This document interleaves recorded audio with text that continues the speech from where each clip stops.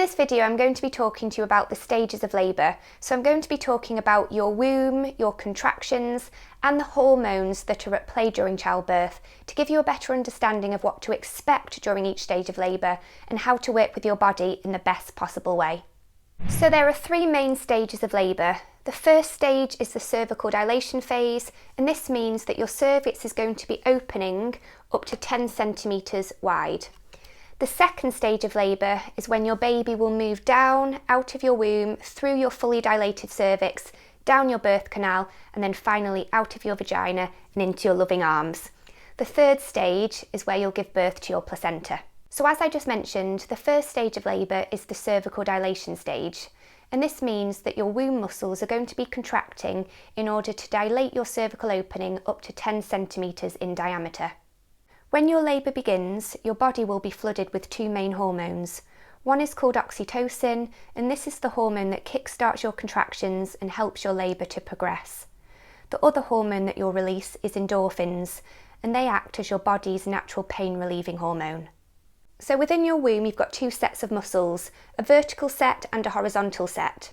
During the cervical dilation stage of labour, when you're having contractions, what's going to be happening is the vertical muscles are going to be moving down over the horizontal muscles and they're going to be tugging up towards the top of the womb. And what that's going to be doing is dilating your cervix, which is at the bottom part of your womb. When you start to have contractions, you may feel period-like cramping sensations at the bottom part of your belly. They feel a little bit achy, but they shouldn't be that bothersome. However, some women feel nothing at all. For me personally, I felt mild contractions coming about every 15 minutes and they were lasting 15 to 25 seconds. And that went on for a period of about 2 to 3 hours. The beginning of the cervical dilation stage is known as early labour. And within the early labour phase, what's going to be happening is your cervix is going to be dilating up to 3 centimetres across. And during the early labour phase, your contractions will probably not be that uncomfortable. You'll be able to potter around your house or your hospital room, and you'll be able to engage in conversations with people. You're also going to feel pretty relaxed. So the reason why early labour contractions generally don't feel that bothersome is because the womb muscles are just warming up. So the vertical muscles are just going to be doing gentle tugging up towards the womb. However, over a period of hours, your contractions will get closer together, longer, stronger and more intense. And at that point in time, your contractions are going to be more intense and the womb muscles are going to be fully warmed up and doing more ferocious tugging up towards the top of the womb. And that's when you're going to need to start focusing to stay calm and relaxed during your contractions.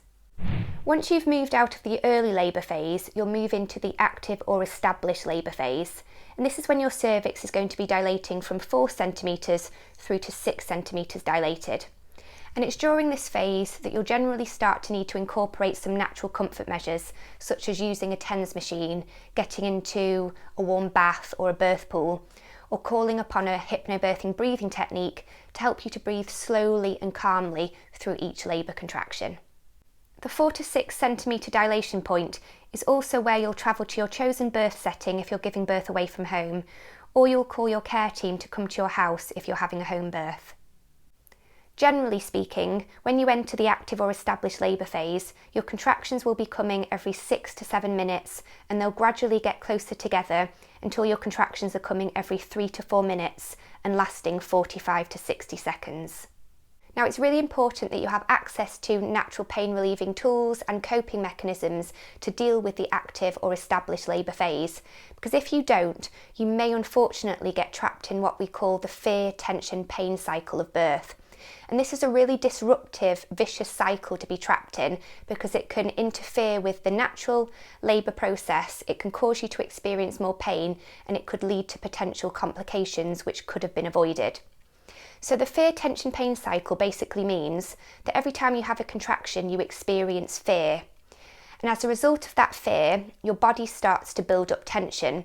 So you may find that you're frowning, clenching your jaw, raising up your shoulders and clenching your hands and your fists like this. And the problem with this fear and tension is it creates additional pain and discomfort in your abdominal area and within your womb.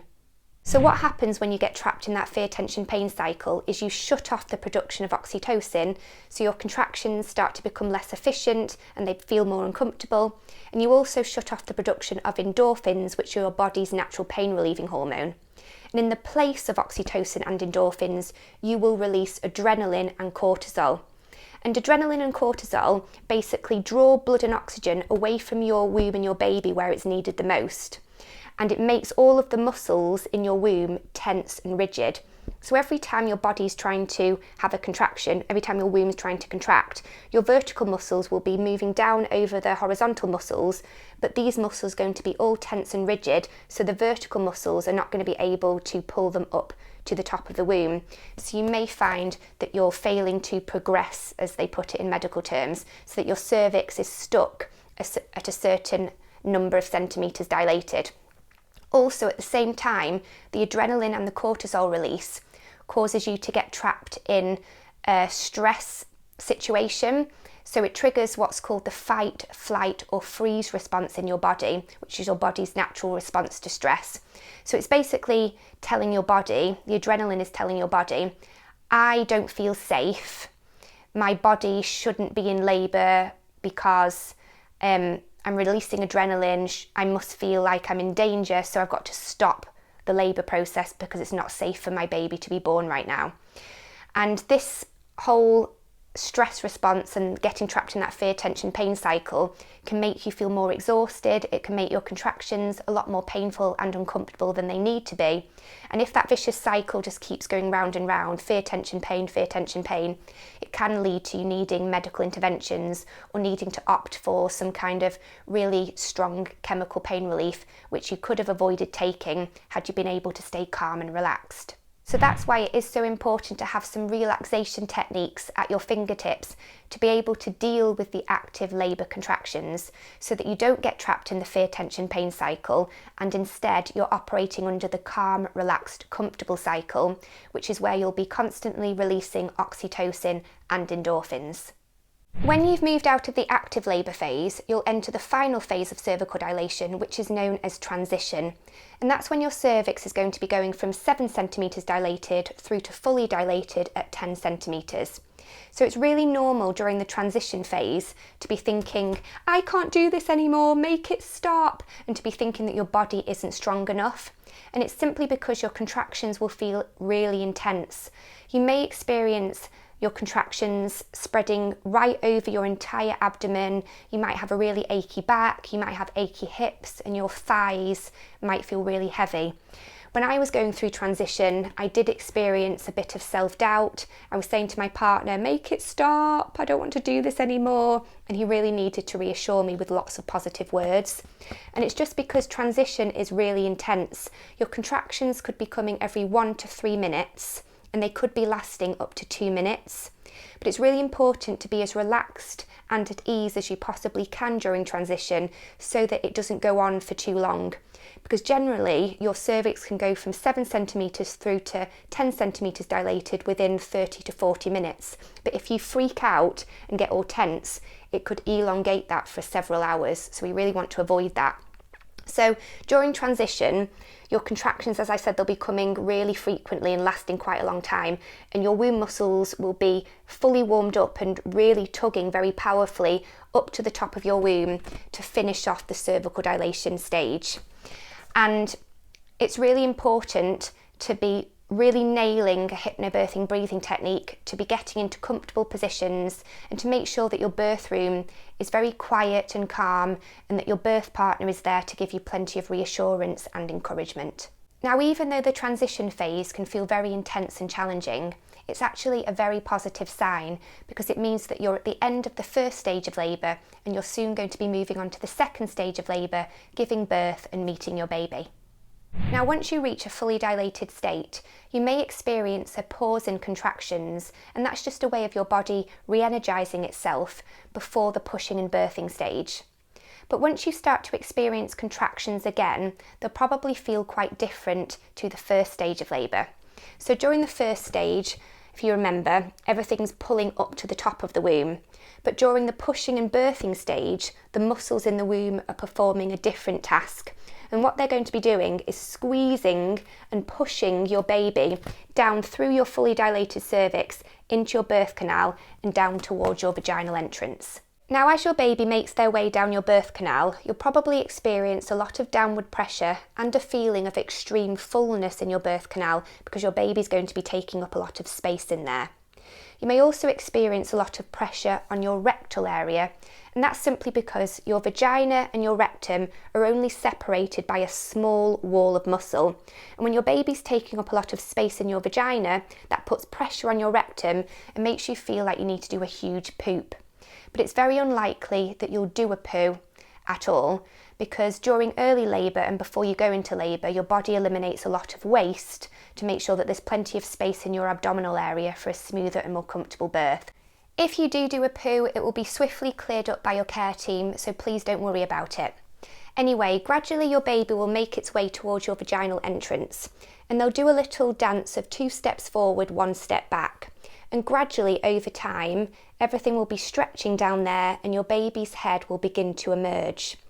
And you may experience what's called a ring of fire burn as your perineal and vaginal tissues stretch to allow your baby's head to come out. The head is the biggest part of your baby's body, and that usually takes the longest amount of time to be born. But after your baby's head has come out, you'll probably have 1 or 2 more contractions, and then your baby's body will come out, and then your baby will be here and you'll bring them up to your chest for skin to skin. Now, when your baby's been born, that means that you've finished the 2nd stage of labour. Your baby, however, is still going to be attached to their umbilical cord, and that's going to be pulsating like a heartbeat for a number of minutes to ensure that all of your baby's blood has gone back into their body via the cord and the placenta. Once your baby's cord has turned white, it should then be clamped and cut so that your baby is separated from your placenta, which will still be inside your body. Now, after you've given birth to your baby, your placenta still has to come out, and that's the 3rd stage of labour. Your placenta usually takes about 20 to 40 minutes to come away after you've given birth to your baby. Now, I didn't experience much discomfort at all when my placenta came out. I was getting out of my birth pool. It basically fell out of me, bounced on the edge of my birth pool, flopped off into the birth pool, and my partner said that it looked like a stingray swimming off into the pool. Expect your placenta to be relatively large. Mine was 11 inches wide. I was really shocked at the size. Anyway, when your placenta does decide to come out, you may experience a few intense contractions, or you may experience no discomfort at all. I felt a slight twinge in my lower pelvis, and then my placenta came out. And then after your placenta's come out, your midwives will be checking over it to check that it's come out in one piece. And that will then bring you to the end of the 3rd stage of labour. Thank you so much for watching this video today. I hope that you found it helpful and informative. If you've got any questions about the stages of labour, let me know by leaving me a comment below and I'll get back to you as soon as I possibly can. This video makes up one of my modules on my online hypnobirthing course. If you'd like to feel calm, ready and excited for your baby's birth, check out my online hypnobirthing course in the video description box below. Thanks so much for watching and see you again soon.